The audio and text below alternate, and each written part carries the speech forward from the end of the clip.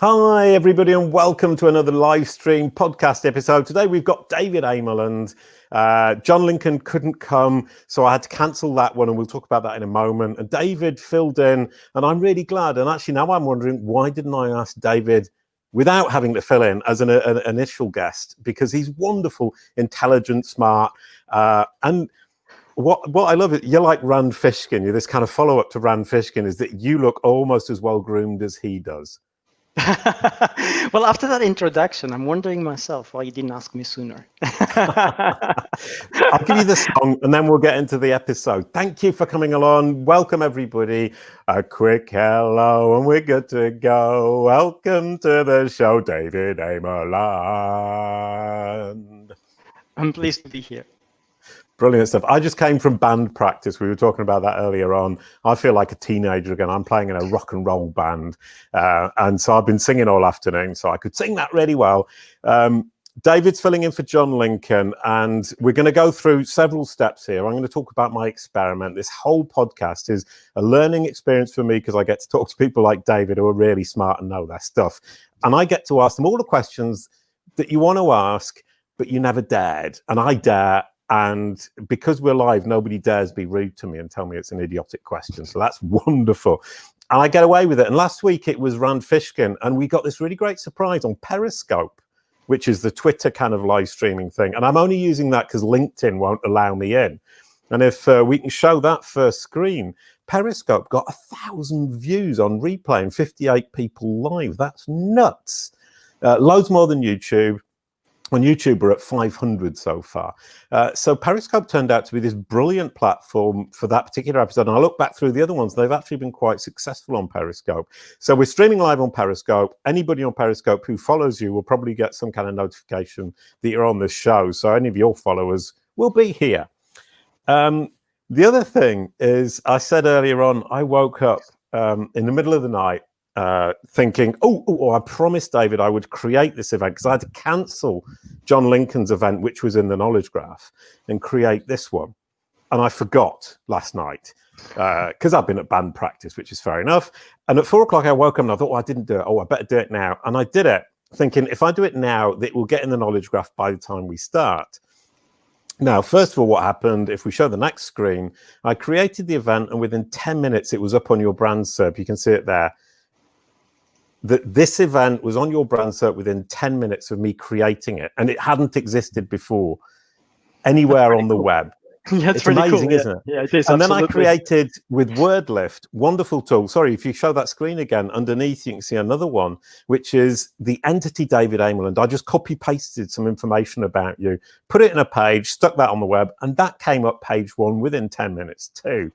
So this experiment is going incredibly well. If anybody comes on the show, I trespass on their Brand SERP immediately, whether they want me to or not.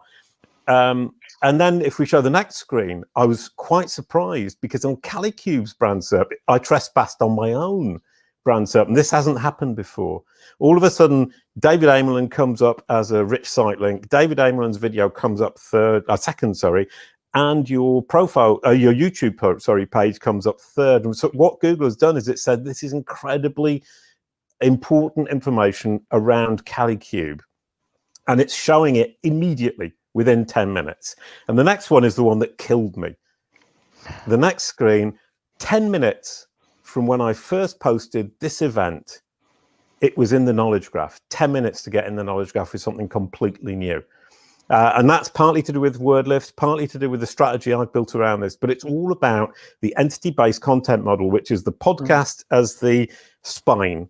Each episode, one guest, one topic, and Google's starting to understand that this is a regular event, and it's starting to push this stuff into the knowledge graph and onto your Brand SERP. Sorry, you're a bit of a victim here, incredibly quickly. So that's been really successful. And if we look at the next slide. Yeah, okay. The reason I mention WordLift is they're actually sponsoring this, and this is their special offer. I just presented to a client, and it took me 10 minutes to explain how it worked, and they're off and running, and they're having a great time with it. And we're going to see how it works out for them, but it's worked out incredibly well for me. And we've got a second sponsor, which is SEMrush, which is the next slide along. And if you want the special offer, I thought, you've got programmers, you must know this, David.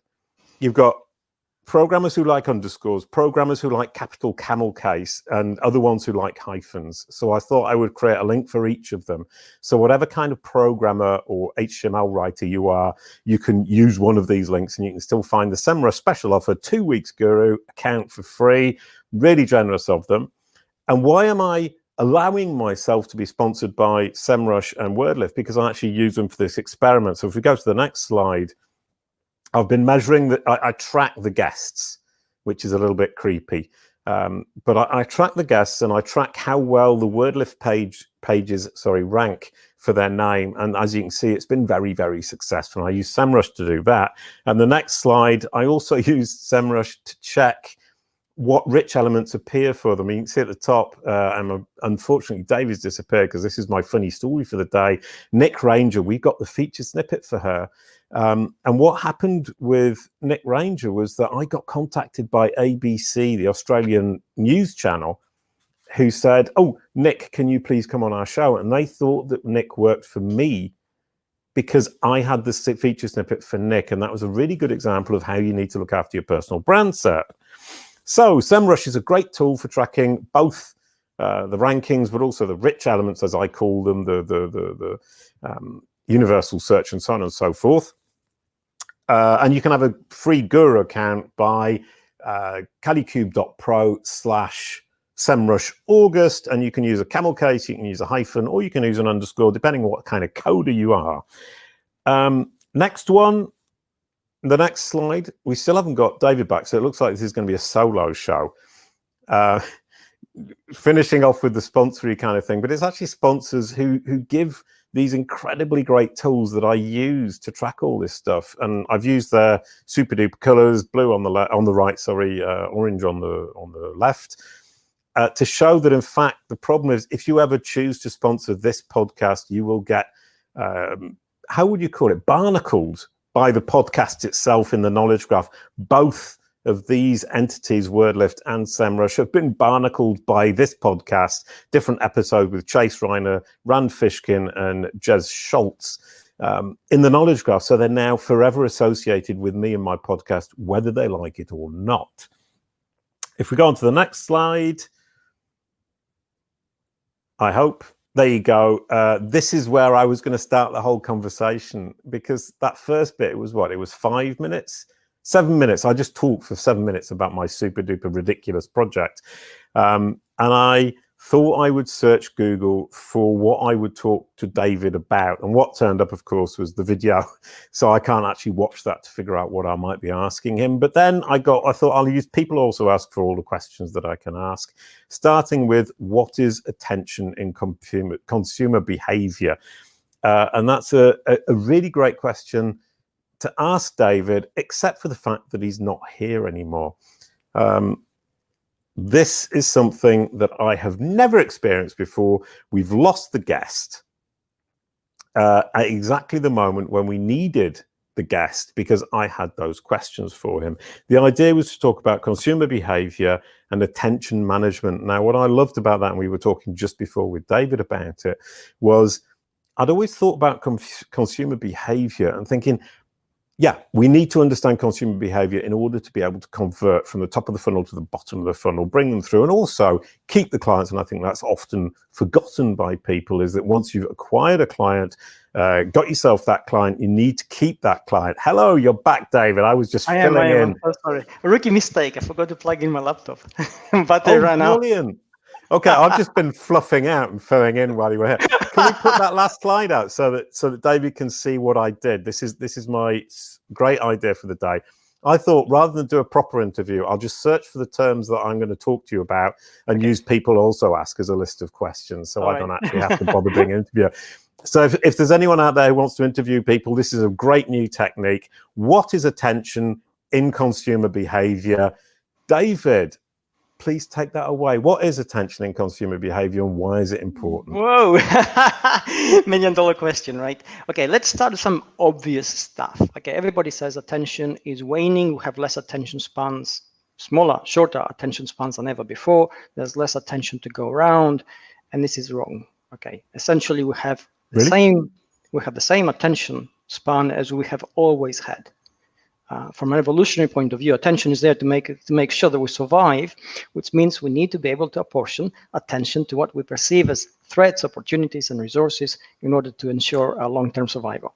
Okay. This is how our brain works, right? I like threats, opportunities, and resources, because basically, if I'm selling to you, I'm trying to present it as an opportunity, right? Yes, exactly. So you need to pay attention if I'm selling you something. That's exactly right. I mean, you hit it on the spot, right? Nail on the head. That's a good start. Thank you. Essentially, if I don't perceive immediately something of value to me on a busy day, when I've got a million thoughts in my head, life, work, everything getting in the way. So if I don't perceive the value of what you're saying, I'm unlikely to pay any attention to what you are saying, and whatever opportunity you're presenting me with is going to go by without me taking advantage of it. Right. Okay. Because I immediately thought, my first thought, and I think you just nailed it, is my immediate thought was our attention spans have gone to goldfish level. I turn up on a site. That's also wrong, because goldfish have pretty long attention spans. You know, it's a myth that they have. Yeah, actually, you know, they don't think it's as short as they say it is. Okay, so why do we think it's so short? I mean, they go around in a circle like that. I'm glad you brought this up, because that's so easy to remember. What a great example. Goldfish goes round, we can all visualize it. We think, oh, it goes round. By the time it comes back, it's forgotten, everything's fresh. Okay, so although we have scientific data that shows this is not the case, from a popular perspective point of view, this has caught our attention, created an image in our head, and we can't get it out, and we just regurgitate the same sort of stuff. Like SEO myths that people say, you want keyword density, you got to have it. It kind of makes sense intuitively, but data doesn't support it, right? Right. No. Okay. But if I may say so, it used to back in the day, 20 years ago. Yes.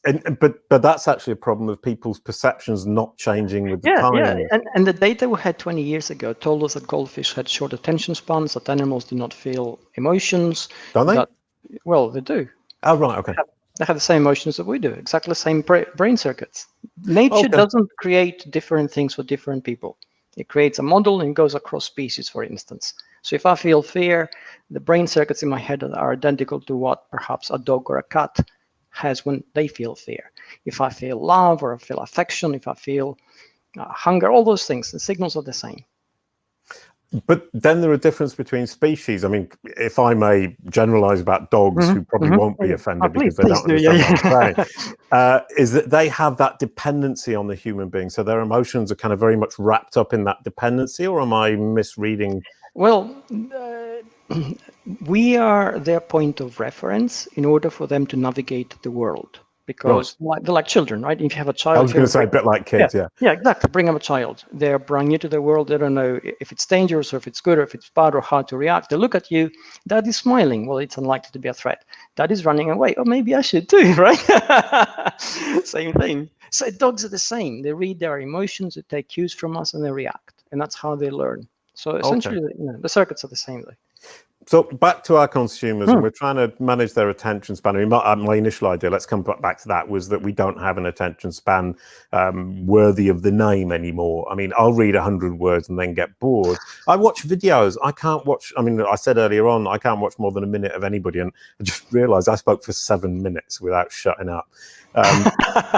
But how do you manage that? You're saying basically, if you can immediately within those first 100 words prove to me or indicate to me that it's an opportunity, a threat, or a resource, I will stay focused. Is that right? Exactly. Have you ever been to a street market? Yes. Okay, if you go to any kind of street market, there's chaos. Okay, if you look at it, there's chaos. Fruit stalls everywhere. Some of them identical, selling identical stuff side by side, and you're just going by, and then the fruit seller needs to capture your attention. So how do they do it? Usually they make eye contact, and then they're going to say something which is almost geared to you. It's going to make you smile, or it's going to catch your attention by way of saying, ha. And then you're engaged. The moment you're engaged, you're thinking about buying oranges, melon, grapefruit from them specifically.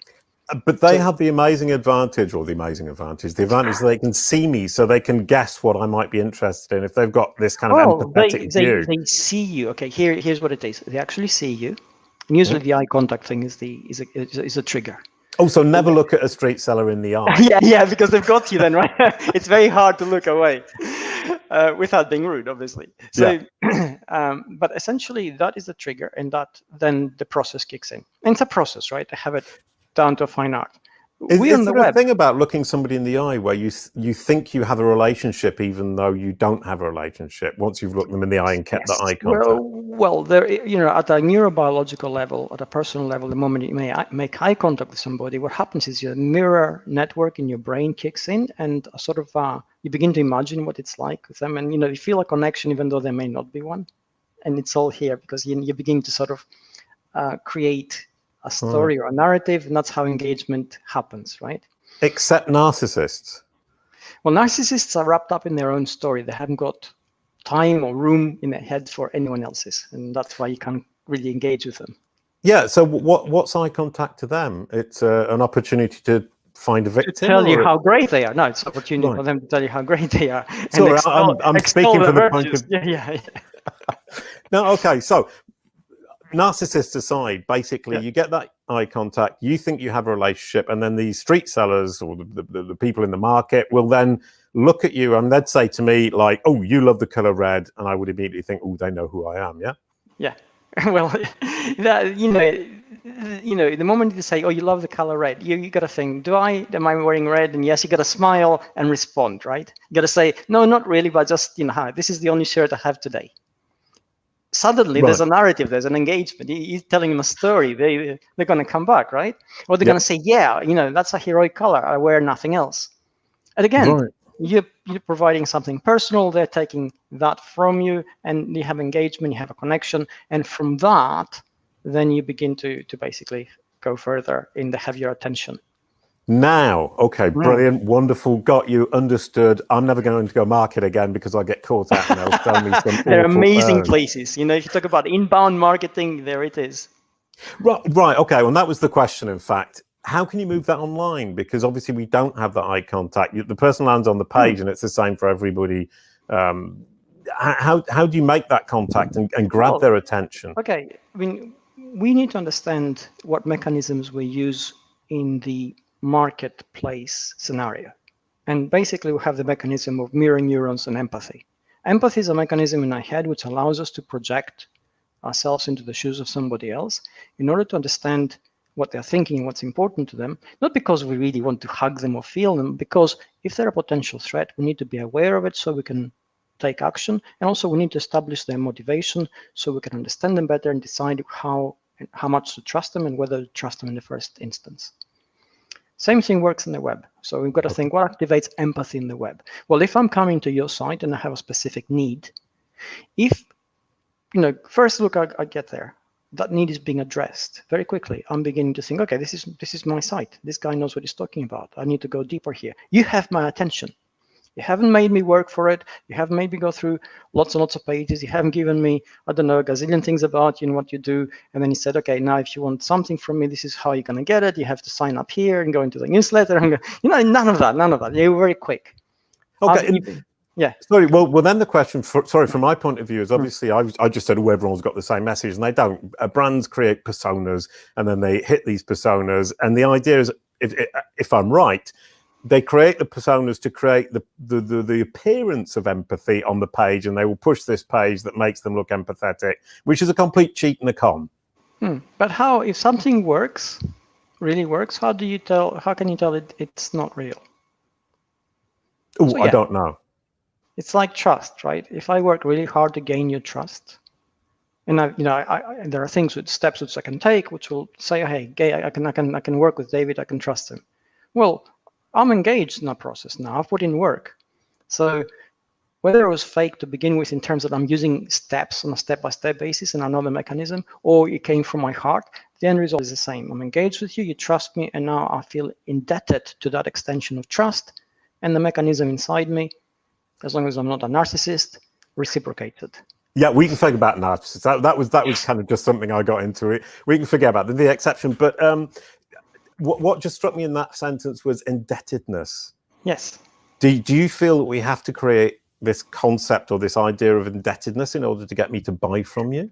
I think you can't do any kind of business or get into any kind of relational exchange of any kind if you're not really invested in serving in some way. So if I'm invested in that, that comes across, I'm genuine in wanting to help you, and then you respond to that, provided that what I've got will actually help you. Okay. Sorry, so you're saying, okay, if I turn up with a product and I say, this is my wonderful product, I think it's the best product in the world, and I'm going to shove it down your throat. Yes. That's never going to work. I need to No, say... it's not. No, I mean, obviously, if it's your product, I expect you to say it's the most fantastic product in the world. It cost me my life to create, and I need $1 million for it, and it'll do everything for you. Well, I expect you to say that. I mean, if you didn't, it'd be crazy, right? You're going to say, hey, listen, I've copied somebody else's stuff because they had the idea, and it's kind of mediocre, but it'll do the job, and you can have it at $49.99, right? What say you? Right. Okay. So, if the truth be told, a lot of companies do what you just said, which is yes, copy because somebody there are else's great some of idea. us. Yes, because some of us only have $49.99 to give, and Right. that comes back to what you said about marketing persona. You need to know your audience. If you're marketing at the $49.99 level, where people want something but have no other choice, well, that's your audience. You say, listen, guys, you're not going to get the best product in the world, but you're only spending $50, right? So it'll do the job for a while. All right. Oh, sorry. I'm prepared to accept that. Yeah, and I'd love the honesty, right, as well. But yeah, you might be the exception. A lot of people probably don't people, I wouldn't say like to be tricked, but they're comfortable with the idea that they're going through this thing and they don't really want to know the truth. Well, we all like to have our egos stroked. That is true. And that right. is why a lot of emotional marketing actually works, where, I will say, hey, Jason, I've got a platinum deal for you. You don't platinum, not just gold. Exactly. You don't want to hear that I've got a cut price deal because, I think this is all the amount of money that you can spend with me. What I'd like you to think is that you are being elevated by engaging in this relational exchange where you're going to give me $50 and I'm going to give you some kind of deal, which is platinum, whatever that may mean. But in our heads, the value of platinum is just elevates the emotional value of the transaction. Isn't platinum just kind of an overbid on gold? People are saying we've got gold, and they suddenly thought that isn't enough. We're going to go for something else, and they said platinum. It's white gold. Yeah, that's right. and the next one's going to be what? Mercury? Well, the next one might be black. Ooh. I'll say we have the black deal for you. You're going to say, what is a black deal? I'll say, well, it's exceptional. Very few people get a black deal, right? That's why I have Black Friday. What is a Black Friday? Genius. Right. Okay. What wonderful stuff. Now, my other question is kind of right. I've got somebody onto my page. What I can't get my head around is how you can manage the attention span of somebody who lands on a web page. Well, I think that's the wrong question to ask, because you're asking how do I manage your attention span, and the answer is you can't. That's my attention span. What you should ask is how can I best serve you, right? And if you say, well, I'm looking for something, can you give it to me quickly? Can you help me ascertain that I'm at the right place? If you do that as fast as possible, I really appreciate this. And also, I'm suddenly engaged, because what was pressing in my mind has found a response on your website. And then I'm prepared to go through the process. And the process can be pretty tedious sometimes. For $50, I may want to see some reviews, and I may do some background research, look at all the kind of things, right? But you've got my attention. That's the key thing, and that's what you're struggling for initially. If you so clickbait headlines grab attention and then worry about it. Well, yeah, there has to be substance there, obviously. Oh right, okay, sorry. Because if you manage to grab my attention in the first instance, and then I can't find a single review about you, nothing. I don't know who you are, I don't know where you are, I don't know how long you've been in business, I don't know where you do business from, and there's nobody ever reviewing your company. Well, I'm going to think, I know it's $50, but it's my $50, and that's all I have, right? So actually, to me, it's pretty valuable. So right. I'm going to be... Okay, I do apologize. I don't know why I said clickbait, but it just kind of thought, yeah, the idea of grabbing attention. Yeah, no, it's probably the rudest thing I've said in this entire series, and I apologize. We're okay then. Yeah, I mean, I'm actually thinking about it from my point of view. Obviously, as somebody who has something to sell, I'm selling my Brand SERP courses. And one of the big problems I have is figuring out how I can address people's problems. Because I think I've got solutions, but it's a solution to a problem they don't know they have. Okay. How do you grab somebody's attention in that side? Because most people don't think about their brand SERPs or their personal brand SERPs. So my first pitch has to be, this is what a brand SERP is, and this is why it's important. And that's a really difficult pitch, because I've got to educate them, grab their attention, educate them, and then sell to them all in one flow. How do I do it? Please. Okay, first of all, you can't be all things to all people. So if you think you have a solution to a problem they may have, you've got to narrow down your audience. You've got to think, okay, who's my core audience? And that's probably going to be between 75 and 80% of people that you're actually targeting. Okay. And if you can define them, their approach, their need, the specificity of their budget, the specificity of the methodology is going to determine essentially who they are when they come there and what they expect to see. And if you can answer that, then there you go. That's your beginning. And then everybody else is just a cherry on the cake, right? Okay. No, perfect. So basically my idea was, I did the site for kids before, and it was basically pretty much any child who saw the games and the songs liked it. And I'm kind of thinking the same way now. The Brand SERPs, everybody needs it, therefore everybody is my audience. And that's I'm going completely down the wrong channel, aren't I? Well, yeah, you can't. You can't be all things to all people. No brand is. Sure, you can get what we call the halo effect, where basically you get spillover because of perception in terms of popularity, or perception in terms of value, or perceptions in terms of ubiquity, perhaps. But that's the halo effect. You shouldn't be aiming for that because you can't really control that. What you can control is the approach, the engagement factors, the form factors that you put in place to address the needs of your very direct, very core audience, and they're very specific. Brilliant stuff. And that was absolutely perfect. I love the idea of ending with the fact that we should actually focus on a core audience, grab their attention with something that actually matters to them, and then roll them through that process once we have that attention, pulling that attention through to encourage them to do business with us. Thank you very much, David. That was absolutely wonderful.